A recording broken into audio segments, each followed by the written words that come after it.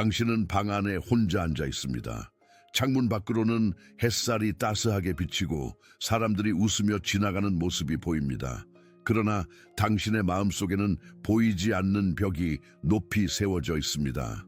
전화가 울리면 응답하지 않고 메시지는 읽고 나서 나중에 답장하겠다고 다짐하지만 결국 잊혀집니다.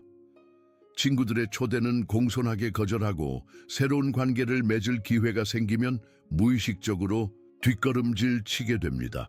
왜 나는 항상 이럴까? 당신은 스스로에게 물어봅니다. 왜 사람들에게 마음을 열지 못하는 걸까? 왜 가까워지는 것이 이렇게 두려운 걸까? 당신은 혼자 있는 것이 편안하다고 스스로를 설득하려 합니다. 고독은 선택이라고, 그것은 자유라고. 하지만 깊은 밤, 침묵이 너무 무거워질 때면 당신은 알게 됩니다. 이것은 선택이 아닌 두려움이라는 것을. 상처받을까봐, 거절당할까봐, 또는 자신의 진정한 모습을 보여줬을 때 사랑받지 못할까봐 두려운 것입니다. 당신은 자신이 특별한 존재라는 것을 느끼면서도 그 특별함이 때로는 무거운 짐처럼 느껴집니다. 하나님께서 당신을 특별하게 만드셨다는 것을 알지만 왜 그분은 당신이 외로움의 길을 걷도록 하셨을까요? 왜 다른 사람들은 쉽게 관계를 맺는 것처럼 보이는데 당신에게는 그것이 산을 오르는 것만큼 어려운 일일까요?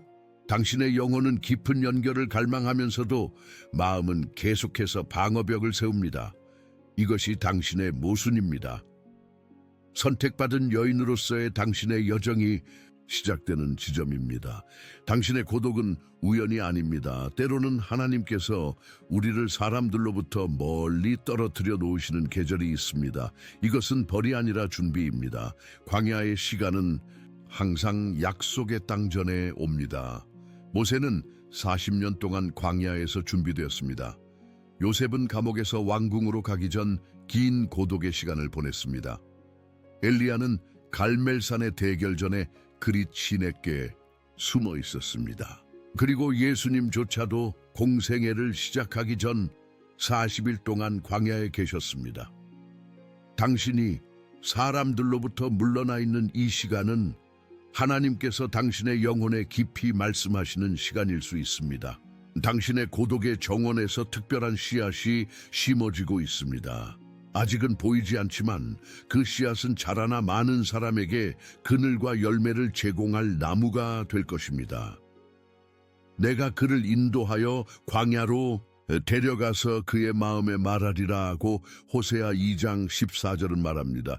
때로는 하나님께서 우리를 다른 모든 소리로부터 멀리 데려가셔야 그분의 음성을 들을 수 있게 됩니다. 그러나 당신이 기억해야 할 것이 있습니다. 광야는 목적지가 아니라 통과하는 장소입니다. 고독의 계절은 영원히 지속되도록 설계되지 않았습니다. 그것은 당신을 준비시키고 강화시키고 정화시키는 시간입니다. 하지만 결국에는 당신은 다시 사람들에게로 돌아가도록 부름받게 될 것입니다. 당신의 고독이 두려움에서 비롯된 것인지 아니면 하나님의 준비하심의 일부인지 분별하는 것이 중요합니다. 두려움은 우리를 가두지만 하나님의 준비하심은 우리를 자유롭게 합니다. 성경에서 관계의 두려움과 고립의 무게를 이해하는데 도움이 되는 강력한 이야기가 있습니다. 바로 에스더의 이야기입니다. 에스더는 고아였습니다. 그녀는 어린 나이에 부모를 잃고 사촌 모르드게에게 양육되었습니다. 이미 어린 시절부터 그녀는 상실과 외로움을 알고 있었습니다. 그리고 그녀가 페르시아 왕의 하렘으로 끌려갔을 때 그녀의 고립은 더욱 심화되었습니다. 왕궁 안에서 에스더는 자신의 정체성을 숨겨야 했습니다. 모르드게는 그녀에게 자신이 유대인임을 밝히지 말라고 조언했고 그녀는 그렇게 했습니다. 겉으로는 아름답고 완벽했지만 내면에서는 누구도 진정한 자신을 알지 못하는 고립된 삶을 살았습니다. 에스더는 왕비가 되었지만 그 왕관은 고립의 상징이었습니다. 왕이 부르지 않으면 그에게 접근할 수 없었고 한 달 동안 그를 보지 못했습니다. 그녀는 권력의 위치에 있었지만 진정한 친밀함은 없었습니다. 화려한 궁전 안에서 그녀는 외로움의 섬에 갇혀 있었습니다. 당신도 그럴 수 있습니다. 겉으로는 성공적이고 능력 있고 강해 보일 수 있습니다. 당신은 자신의 일에 뛰어나고 사람들은 당신을 존경할 수도 있습니다. 하지만 내면에서는 누구도 진정한 당신을 알지 못한다고 느낄 수 있습니다. 당신은 자신의 약점, 두려움, 진정한 정체성을 숨기고 있을 수 있습니다. 그러나 에스더의 이야기에서 가장 아름다운 부분은 하나님께서 그녀의 고립을 목적을 위해 사용하셨다는 것입니다. 당신이 왕비의 자리에 오른 것이 이때를 위함이 아닌지 누가 알겠습니까? 라는 모르드게의 유명한 질문은 에스더의 인생에 새로운 의미를 부여했습니다. 에스더는 자신의 고립과 두려움을 넘어서서 자신의 백성을 구하기 위해 나아갔습니다. 그녀는 자신의 진정한 정체성을 드러내고 거절과 죽음의 위험을 무릅쓰고 왕 앞에 섰습니다. 그녀의 용기는 한 민족을 구원했습니다. 당신의 관계에 대한 두려움과 고립감도 더 큰 목적을 위한 것일 수 있습니다. 하나님께서는 당신이 경험한 것을 통해 다른 사람들에게 다가갈 수 있는 특별한 능력을 당신에게 주셨을 수 있습니다. 당신의 외로움은 외로운 사람들을 향한 깊은 공감을 키웠을 수 있습니다. 선택받은 여인으로서 당신이 느끼는 고립감의 한 가지 원인은 당신이 지고 있는 선택의 무게입니다. 성경에서 하나님에 의해 선택된 사람들은 종종 외로운 길을 걷게 됩니다. 그들은 주변 사람들과는 다른 기준, 다른 가치관, 다른 책임을 가지고 살아갑니다. 당신이 친구 관계와 인간 관계를 피하는 이유 중 하나는 당신이 더 높은 부르심을 알고 있기 때문일 수 있습니다. 당신은 하나님께서 당신에게 기대하시는 것이 무엇인지 알고 있으며 그것이 당신을 세상의 가벼운 관계들로부터 멀어지게 만듭니다. 이것은 예레미야가 경험한 것과 비슷합니다. 하나님께서는 그에게 결혼하지 말고 자녀를 갖지 말라고 말씀하셨습니다. 예레미야는 자신의 메시지 때문에 동료 시민들로부터 거부당했고 심지어 박해를 받았습니다. 그의 외로움은 그가 하나님에 의해 선택되었기 때문에 온 것이었습니다. 그러나 여기에 깊은 진리가 있습니다. 하나님의 선택은 제한이 아니라 방향입니다. 그것은 당신의 삶을 좁히는 것이 아니라 그것의 목적을 부여합니다. 당신이 느끼는 고립감은 당신을 특별한 목적을 위해 구별하시는 하나님의 방법일 수 있습니다. 많은 사람들이 관계를 통해 자신의 가치를 확인받으려 합니다. 그들은 다른 사람들의 인정과 승인을 통해 자신의 존재 이유를 찾습니다. 그러나 선택받은 여인으로서 당신의 가치는 이미 하나님에 의해 확립되었습니다. 당신은 이미 알고 있습니다. 당신의 존재 가치가 다른 사람들의 의견이나 인정에 달려있지 않다는 것을. 이것이 당신을 자유롭게 하는 동시에 당신을 고립시킬 수 있습니다. 당신은 자신의 행동과 결정에 있어 더 높은 권위에 응답하기 때문에 때로는 다른 사람들이 당신을 이해하지 못할 수 있습니다. 당신은 영원한 관점에서 살아가고 있으며 이것이 당신을 일시적인 관계의 즐거움에서 멀어지게 할 수 있습니다. 그러나 이 선택의 무게는 당신을 완전히 관계에서 벗어나게 하려는 것이 아닙니다. 오히려 그것은 당신이 맺는 관계의 종류와 깊이를 변화시키고 있는 것입니다. 관계를 피하는 많은 사람들에게는 과거의 상처가 있습니다. 당신도 그럴 수 있습니다. 아마도 당신은 신뢰했던 사람에게 깊은 배신을 경험했을 수 있습니다. 혹은 어린 시절 당신이 가장 취약할 때 사랑받지 못했거나 버림받았을 수도 있습니다. 또는 당신이 진정한 자신을 보여주었을 때 거절당하거나 조롱당했을 수도 있습니다. 이런 상처들은 당신의 영혼에 깊은 자국을 남깁니다. 그리고 의식하지 못하는 사이에 당신은 다시는 그런 아픔을 겪지 않겠다는 결심을 하게 됩니다. 그래서 당신은 방어벽을 세우고 사람들과 거리를 두고 진정한 친밀함을 허용하지 않습니다. 시편 147.3은 그가 상심한 자들을 고치시며 그들의 상처를 싸매시는도다 라고 말합니다. 하나님은 당신의 상처를 알고 계시며 그것을 치유하기를 원하십니다. 그러나 치유는 종종 상처의 뿌리를 직면하고 그것을 하나님의 빛 앞에 드러내는 것으로 시작됩니다. 당신은 어떤 상처를 가지고 있습니까? 어떤 배신, 어떤 상실, 어떤 거절이 당신의 마음에 두려움의 씨앗을 심었습니까? 그 상처를 인정하는 것은 약함의 표시가 아니라 용기의 표시입니다. 이사야 60일 일은 메시아가 상한 마음을 싸매기 위해 오셨다고 말합니다. 예수님은 당신의 상처를 치유하기 위해 오셨습니다. 그러나 그분은 당신이 그 상처를 인정하고 그분에게 가져오기를 기다리고 계십니다. 상처의 뿌리를 찾는 과정은 고통스러울 수 있습니다. 그러나 그것은 자유로 가는 길입니다. 당신이 자신의 상처를 인정하고 그것을 하나님 앞에 가져올 때 당신은 그 상처가 더 이상 당신의 현재와 미래를 지배하지 못하게 하는 여정을 시작하게 됩니다. 하나님은 우리의 과거를 지우시는 것이 아니라 그것을 구속하십니다. 당신이 경험한 고통은 당신을 망가뜨리기 위한 것이 아니라 하나님의 치유하는 손길 안에서 당신을 더 깊고 더 공감하는 사람으로 만들기 위한 것입니다. 당신이 관계를 피하는 또 다른 이유는 당신이 가지고 있는 거짓 정체성 때문일 수 있습니다. 우리는 종종 자신에 대한 거짓된 이야기를 믿습니다. 나는 사랑받을 만하지 않아.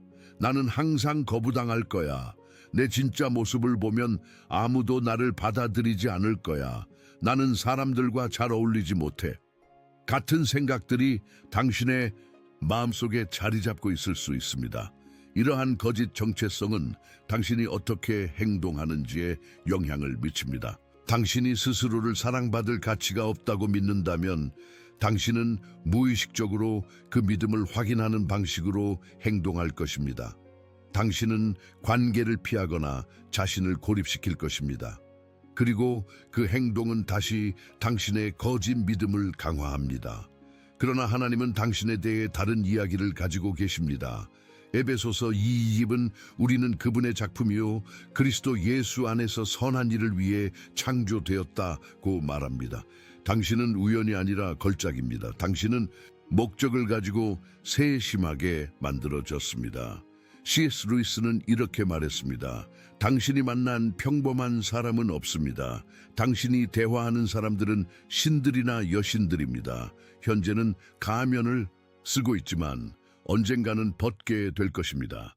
당신이 지금 농담을 주고받는 이웃은 영원한 광채를 발할 것입니다. 당신은 하나님의 형상으로 창조되었습니다. 당신은 사랑받기 위해 만들어졌고 관계를 맺기 위해 설계되었습니다. 당신의 가치는 당신의 성과나 타인의 의견에 기반하지 않습니다. 그것은 하나님께서 당신에게 부여하신 존엄성의 뿌리를 두고 있습니다. 거짓 정체성에서 벗어나는 것은 하나님께서 당신에 대해 말씀하시는 진리를 받아들이는 것에서 시작됩니다.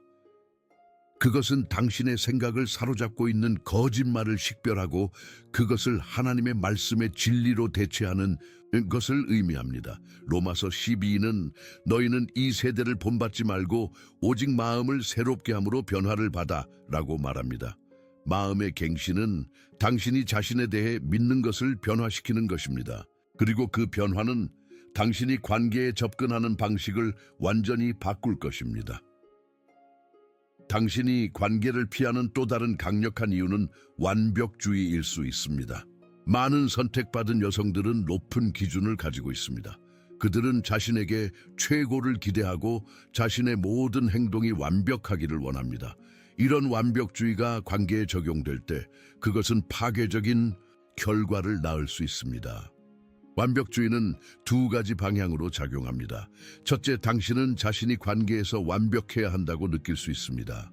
항상 올바른 말을 해야 하고 결코 약점을 보여주지 말아야 하며 항상 다른 사람들의 필요를 예상하고 충족시켜야 한다고 생각할 수 있습니다. 이것은 엄청난 압박이며 실패는 불가피합니다. 그리고 당신이 자신의 높은 기준에 미치지 못할 때 당신은 수치심을 느끼고 물러나게 됩니다. 둘째, 당신은 다른 사람들에게도 완벽을 기대할 수 있습니다. 당신은 그들이 당신을 실망시키지 않고 상처 주지 않고 당신의 필요를 이해하고 충족시키기를 원합니다. 그러나 사람들은 완벽하지 않습니다. 그들은 실수를 하고 때로는 이기적으로 행동하며 종종 당신의 기대에 미치지 못합니다. 그래서 당신은 실망을 피하기 위해 아예 관계를 맺지 않는 것이 낫다고 결정합니다. 그러나 완벽주의는 하나님의 은혜와 정반대입니다. 은혜는 우리가 완벽하지 않아도 사랑받을 수 있다는 것을 의미합니다. 은혜는 우리의 약점과 실패에도 불구하고 우리가 가치 있다는 것을 말합니다. 고린도후서 12:9에서 하나님은 바울에게 내 은혜가 내게 족하도다. 이는 내 능력이 약한 데서 온전하여짐이라고 말씀하셨습니다. 당신의 약함, 당신의 불완전함은 하나님의 능력과 은혜가 가장 분명하게 드러나는 곳입니다. 완벽주의의 감옥에서 벗어나는 것은 당신이 불완전해도 괜찮다는 것을 받아들이는 것을 의미합니다. 그것은 다른 사람들도 불완전해도 괜찮다는 것을 받아들이는 것을 의미합니다. 진정한 관계는 완벽함에 기반하지 않고 진정성과 상호 수용에 기반합니다. AW 토저는 우리가 하나님을 알기 위해 기다린다면 우리는 영원히 기다릴 것이다. 하나님을 알기 위한 길은 우리의 불완전함 속에서 그분을 추구하는 것이다. 라고 말했습니다. 이것은 관계에도 적용됩니다. 우리가 완벽해질 때까지 기다린다면 우리는 결코 진정한 친밀함을 경험하지 못할 것입니다. 당신이 관계를 피하는 또 다른 이유는 통제에 대한 욕구일 수 있습니다. 관계는 기본적으로 예측할 수 없는 것입니다. 다른 사람과 가까워질 때 당신은 통제력의 일부를 포기해야 합니다. 당신은 상대방이 어떻게 반응할지, 그들이 당신의 친밀함을 어떻게 다룰지, 그들이 얼마나 오래 당신의 삶에 머물지 통제할 수 없습니다. 이것은 특히 통제를 통해 안전을 찾으려는 경향이 있는 사람들에게는 두려운 일일 수 있습니다. 아마도 당신의 삶에서 통제할 수 없는 상황으로 인해 상처를 받은 경험이 있을 것입니다. 그래서 당신은 자신을 보호하기 위해 모든 것을 통제하려고 합니다. 그러나 통제는 환상에 불과합니다. 우리가 아무리 노력해도 우리는 다른 사람들이나 우리의 환경을 완전히 통제할 수 없습니다. 잠언 19:21은 사람의 마음에는 많은 계획이 있어도 오직 여호와의 뜻이 완전히 서리라고 말합니다. 진정한 평화는 통제에서 오는 것이 아니라 신뢰에서 옵니다. 하나님을 신뢰하고 그분의 선하심을 신뢰하고 그분의 주권을 신뢰할 때 당신은 통제의 환상을 놓아줄 수 있습니다. 그리고 그것이 당신을 진정한 관계의 가능성에 열리게 합니다. C.S. 루이스는 이렇게 썼습니다. 사랑한다는 것은 취약해진다는 것이다. 어떤 것을 사랑하라. 그러면 당신의 마음은 틀림없이 고통받을 것이고 아마도 깨질 것이다. 확실히 안전하고 방해받지 않는 마음을 원한다면 사랑에 당신의 마음을 내주지 말라. 통제에 환상을 놓는 것은 두려운 일일 수 있습니다. 그러나 그것은 당신을 자유롭게 하는 일이기도 합니다. 그것은 당신이 진정한 친밀함의 선물을 경험할 수 있게 해줍니다. 사실 통제에 집착할수록 당신은 더 많은 두려움을 경험하게 됩니다. 통제를 놓아주는 법을 배울 때 당신은 진정한 평화와 안전을 발견하게 됩니다. 통제의 환상에서 벗어나 신뢰로 들어가는 것은 용기가 필요한 여정입니다. 그러나 이것이 바로 하나님께서 당신을 부르시는 곳입니다. 하나님께서는 당신이 안전한 은신처에서 벗어나 진정한 관계의 모험으로 나아가기를 원하십니다. 사실 지금 이 글을 읽고 있는 당신 중 한 사람은 하나님께서 특별히 말씀하고 계십니다. 당신은 너무 오랫동안 통제의 환상 속에 갇혀 살아왔습니다. 하나님께서는 당신에게 내 딸아, 이제는 놓을 시간이다. 내가 너를 잡고 있다. 내가 너를 인도하고 있다. 네가 통제력을 놓아줄 때 너는 내가 얼마나 신실한지 보게 될 것이다 라고 말씀하고 계십니다. 인간의 가장 근본적인 두려움 중 하나는 거절당하는 것입니다. 우리는 모두 어떤 식으로든 이것을 경험했습니다. 아마도 당신도 누군가에게 마음을 열었다가 거절당했던 아픈 기억이 있을 것입니다. 또는 당신이 사랑하고 의지했던 사람이 당신을 떠났을 수도 있습니다. 그 경험들은 당신의 마음에 깊은 자국을 남깁니다. 그리고 무의식적으로 당신은 다시는 그런 일이 일어나지 않도록 하겠다고 결심합니다. 그래서 당신은 방어벽을 세우고 사람들을 멀리하고 깊은 관계를 피합니다.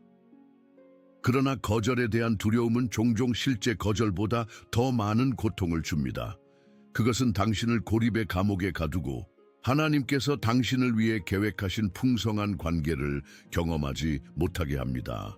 예수님은 거절을 하셨습니다. 이사야 53:3은 그분을 사람들에게 멸시받고 버림받은 자, 슬픔의 사람, 질고를 아는 자라고 묘사합니다. 예수님은 가장 가까운 친구들에게조차 배신당하고 부인당했습니다. 그러나 그분은 여전히 사랑하기로, 여전히 자신을 내어주기로 선택하셨습니다.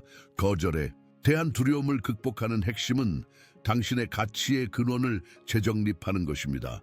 당신의 가치가 다른 사람들의 승인이나 수용에 기반한다면 당신은 항상 그들의 반응에 지배될 것입니다.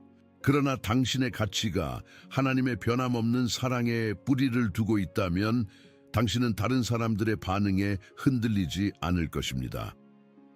로마서 8:38-39은 내가 확신하노니 사망이나 생명이나 천사들이나 권세자들이나 현재의 일이나 장래의 일이나 능력이나 높음이나 깊음이나 다른 어떤 피조물이라도 우리를 우리 주 그리스도 예수 안에 있는 하나님의 사랑에서 끊을 수 없으리라고 선언합니다.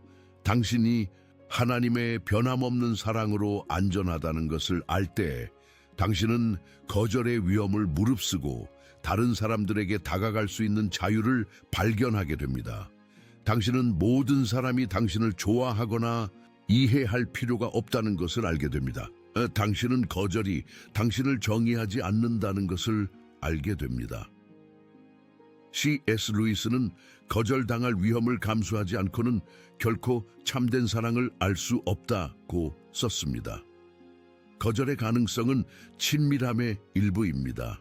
그러나 그것은 우리가 경험할 수 있는 깊은 연결과 사랑에 비하면 작은 대가입니다. 많은 선택받은 여인들이 관계를 피하는 이유 중 하나는 취약해지는 것에 대한 두려움입니다. 취약성은 위험해 보입니다.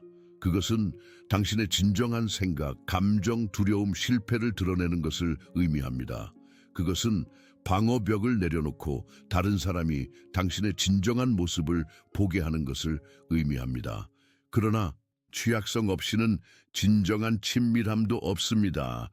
당신이 항상 강하고 항상 통제하고 항상 완벽해야 한다고 느낀다면 당신은 표면적인 관계만 경험하게 될 것입니다. 그러나 여기서 중요한 구별이 필요합니다. 모든 취약성이 건강한 것은 아닙니다. 지혜로운 취약성과 무분별한 취약성 사이에는 차이가 있습니다. 무분별한 취약성은 모든 사람에게 모든 것을 드러내는 것입니다. 그것은 경계가 없고 분별력이 없으며 종종 상처로 이어집니다. 지혜로운 취약성은 신뢰할 수 있는 사람들에게 적절한 시기에 자신을 드러내는 것입니다.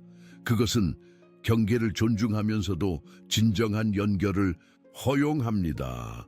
예수님은 이 균형의 완벽한 예를 보여주셨습니다. 그분은 모든 사람에게 사랑을 보이셨지만 자신의 가장 깊은 생각과 감정은 가장 가까운 제자들과만 나누셨습니다. 겟세마네 동산에서 그분은 베드로, 야고보, 요한에게 내 마음이 매우 고민하여 죽게 되었으니 라고 말씀하셨습니다. 마태복음 26:38. 그분은 그들에게 자신의 취약함을 보이셨습니다. 지혜로운 취약성을 실천하는 것은 당신이 모든 사람과 모든 것을 공유해야 한다는 의미가 아닙니다. 그것은 당신이 신뢰할 수 있는 몇몇 사람들과 진정한 자신을 공유하기 시작한다는 것을 의미합니다. 그들이 당신의 취약함을 존중하고 소중히 여길 때 그것은 더 깊은 관계로 이어집니다. 브레네 브라운은 취약성은 약함의 표시가 아니라 용기의 표시다라고 말했습니다. 당신이 방어벽을 내려놓고 진정한 자신을 보여주는 데는 엄청난 용기가 필요합니다. 그러나 그 용기의 보상은 당신이 갈망하는 진정한 연결입니다. 지금 이 글을 읽고 있는 당신 중 한 사람은 오랫동안 취약해지기를 두려워했습니다. 당신은 항상 강한 모습을 보여야 한다고 느꼈고 약함을 드러내는 것은 위험하다고 믿어왔습니다. 하나님께서는 지금 당신에게 말씀하고 계십니다. 내 딸아, 내 앞에서 취약해지는 법을 배워라. 그리고 나서 내가 네 삶에 보낸 안전한 사람들과 취약해지는 법을 배워라. 네가 취약해질 때 너는 내 능력이 네 약함 속에서 완전해지는 이것을 발견하게 될 것이다. 관계로 나아가는 것은 압도적으로 느껴질 수 있습니다. 특히 오랫동안 고립되어 있었다면 더욱 그렇습니다. 그러나 친밀함에는 단계가 있다는 것을 이해하는 것이 도움이 됩니다. 당신은 하룻밤 사이에 깊은 관계를 발전시킬 필요가 없습니다. 첫 번째 단계는 안전한 사람들을 식별하는 것입니다. 안전한 사람들은 판단하지 않고 듣는 사람들입니다. 그들은 당신의 비밀을 지키고 당신의 약점을 존중하며 당신의 경계를 존중합니다. 그들은 당신에게서 무언가를 얻으려고 하지 않고 진정으로 당신을 알고 싶어 합니다. 두 번째 단계는 작은 것부터 시작하는 것입니다. 당신은 처음부터 가장 깊은 두려움이나 상처를 공유할 필요가 없습니다. 작은 것들, 당신의 관심사, 취미, 일상적인 투쟁에 대해 이야기하는 것부터 시작할 수 있습니다. 이것은 신뢰를 쌓는 방법입니다. 세 번째 단계는 천천히 더 깊은 수준의 취약성으로 이동하는 것입니다. 다른 사람이 당신의 작은 취약함을 존중하고 소중히 여기는 것을 볼 때 당신은 더 깊은 것들을 공유하기 시작할 수 있습니다. 당신은 당신의 두려움, 꿈, 실패, 희망에 대해 말할 수 있습니다. 네 번째 단계는 상호성을 발전시키는 것입니다. 건강한 관계는 일방적이지 않습니다. 그것은 주고받는 것입니다.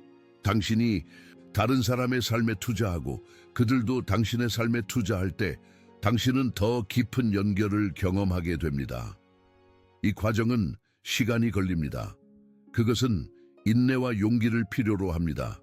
그러나 각 단계는 당신을 고립의 감옥에서 관계의 자유로 한 걸음 더 가까이 데려갑니다. 요한복음 15:15에서 예수님은 제자들에게 이제 너희를 종이라 하지 아니하리니 너희를 친구라 하였노라고 말씀하셨습니다. 예수님조차도 제자들과의 관계를 단계적으로 발전시키셨습니다. 처음에는 그들은 그분의 종이었고 나중에는 그분의 친구가 되었습니다. 당신도 같은 방식으로 관계를 발전시킬 수 있습니다. 모든 관계가 깊은 친밀함으로 발전할 필요는 없습니다. 당신은 다양한 수준의 친밀함을 가진 다양한 관계를 가질 수 있습니다. 중요한 것은 고립의 벽을 깨고 다른 사람들과 연결되기 시작하는 것입니다. C.S. 루이스는 이렇게 썼습니다. 친구란 A, 너도 그렇구나. 나만 그런 줄 알았어 라고 말할 수 있는 사람이다. 우리가 다른 사람들과 연결될 때 우리는 우리가 혼자가 아니라는 것을 발견합니다. 우리는 같은 투쟁, 같은 두려움, 같은 희망을 공유하는 다른 사람들이 있다는 것을 발견합니다. 궁극적으로 모든 관계는 삼위일체 하나님의 관계를 반영하도록 설계되었습니다. 아버지, 아들, 성령은 영원히 완벽한 사랑과 친밀함 속에서 존재해 왔습니다. 그들은 서로에게 자신을 완전히 내어주면서도 각자의 독특한 정체성을 유지합니다. 당신이 다른 사람들과 관계를 맺기 위해 노력할 때 이 신성한 모델을 기억하십시오. 건강한 관계는 당신의 정체성을 희생하지 않으면서도 진정한 친밀함을 허용합니다. 그것은 당신이 누구인지를 포기하는 것이 아니라 당신의 참된 자아를 다른 사람과 공유하는 것입니다. 예수님은 요한복음 17, 21에서 이렇게 기도하셨습니다. 아버지께서 내 안에 내가 아버지 안에 있는 것 같이 그들도 다 하나가 되어 우리 안에 있게 하사. 예수님은 삼위일체 안에 존재하는 것과 같은 종류의 깊은 연합을 그분의 추종자들 사이에서 보기를 원하셨습니다. 당신이 관계를 두려워하는 이유 중 하나는 당신 자신을 잃을까 봐 두려워하기 때문일 수 있습니다. 그러나 하나님의 모델을 따르는 건강한 관계에서 당신은 자신을 잃지 않습니다. 오히려 당신은 더 참된 자신이 됩니다. 당신이 사랑받고 받아들여진다는 것을 알 때 당신은 하나님께서 당신을 창조하신 그 사람이 될 자유를 발견합니다. C.S. 루이스는 나는 다른 그리스도인들과 진정으로 하나가 될 때까지 나 자신이 될 수 없다고 말했습니다. 우리는 관계 속에서 우리의 참된 자아를 발견합니다. 이 신성한 친밀함의 모델은 당신에게 관계가 어떻게 보여야 하는지에 대한 청사진을 제공합니다. 그것은 사랑, 존중, 자유, 진정성, 기쁨으로 특징 지어지는 관계입니다. 이것이 하나님께서 당신을 부르시는 종류의 관계입니다. 당신이 관계를 향한 여정을 시작할 때 어디서부터 시작해야 할지 궁금할 수 있습니다. 가장 좋은 출발점 중 하나는 건강한 영적 공동체를 찾는 것입니다. 교회는 단순한 건물이나 일요일 예배가 아닙니다. 그것은 함께 여행하고 서로를 격려하고 서로의 짐을 나누는 사람들의 공동체입니다. 갈라디아서 6지인은 서로 짐을 지라 그리하여 그리스도의 법을 성취하라고 말합니다. 건강한 교회 공동체에서 당신은 판단 없이 당신을 받아들이는 사람들을 찾을 수 있습니다. 당신은 당신의 투쟁을 이해하고 당신이 성장할 수 있도록 도와주는 사람들을 찾을 수 있습니다. 당신은 당신이 혼자가 아니라는 것을 상기시켜주는 사람들을 찾을 수 있습니다. 디트리 본회퍼는 그리스도인은 서로에게 그리스도를 전하는 사람들이다 라고 말했습니다. 이것이 건강한 영적 공동체의 본질입니다. 우리는 서로에게 그리스도의 사랑, 은혜, 진리를 전합니다.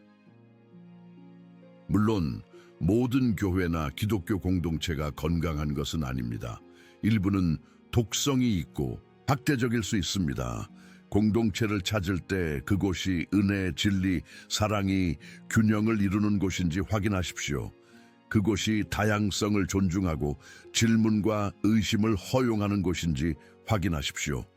그곳이 완벽한 외관보다 진정성을 중시하는 곳인지 확인하십시오. 건강한 공동체를 찾는 것은 시간이 걸릴 수 있습니다. 당신은 여러 교회나 소그룹을 시도해야 할 수도 있습니다. 그러나 그 노력은 가치가 있습니다. 건강한 공동체에서 당신은 관계에 대한 두려움을 넘어서서 참된 친밀함으로 나아가는 데 필요한 지지와 격려를 찾을 수 있습니다.